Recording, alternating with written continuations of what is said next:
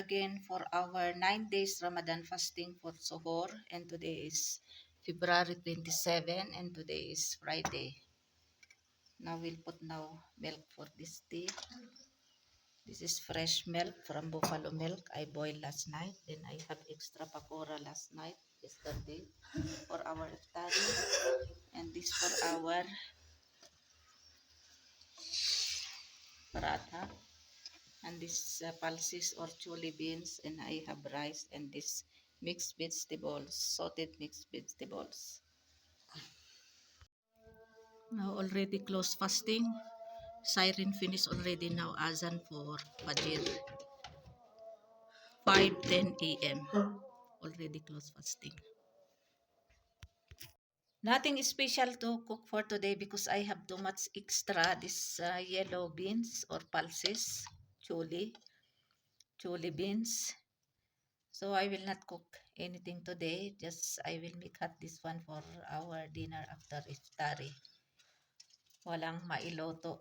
But alhamdulillah, this is okay. Ayan. And then I have also extra din just last night, yesterday. This chicken tapa with tomatoes and what you call this, onions. So I will cook rice for me and then for them is chapati. And then I will make pakoras and maybe I will boil eggs also. Two pieces or one piece. So alhamdulillah, this is enough with chapatis and for me rice. Alhamdulillah. Walang budget. Walang budget na maibili ng ulam. So this is okay, alhamdulillah. Nagpadala ulit yung aking bayaw sa Germany. Makabili kami ng pang-ulam na like chicken or karne ng baka. Ayan. But this is alhamdulillah. Okay na ito. Nagluto din ako ng kanin para sa akin kasi hindi ako makakain ng chapati. So ito nilagay ko na lang dito sa ibabaw ang 5 itlog. Tig-isa kami. Babalatan ko na lang mamaya.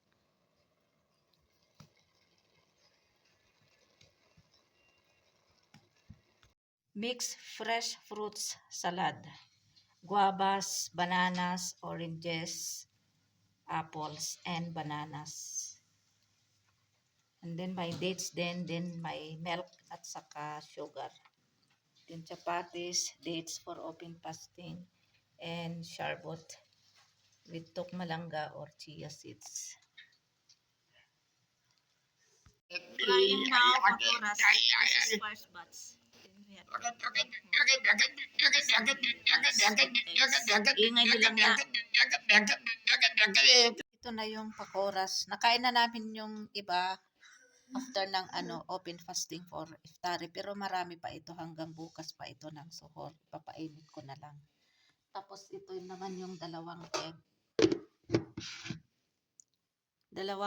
eggs. Kay Fahad at kay Lakay na lang hindi kinain yung share nila. Yung sa akin, kay Langga, kay Fatma kinain na.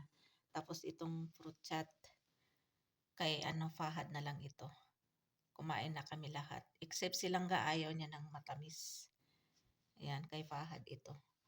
Maubos ito lahat ni Fahad. Tapos yung sharbot, ayan, konti na lang natira. Inumin din ito ni Fahad. Kaya wala talagang masasayang kasi pag may extra, kakain din bukas ng suhoor. Kung hindi maubos sa suhoor, silangga, kakainin niya naman lahat yung extra. Lalo na itong pakoras. Pag may extra, kainin niya yan kasi hindi siya fasting. Kaya tapos na naman ang 9 days Ramadan fasting. Bukas pang 10 days Ramadan fasting na. Alhamdulillah.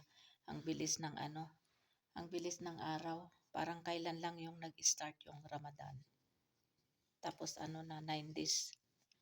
Tapos na ang 9 days na Ramadan fasting.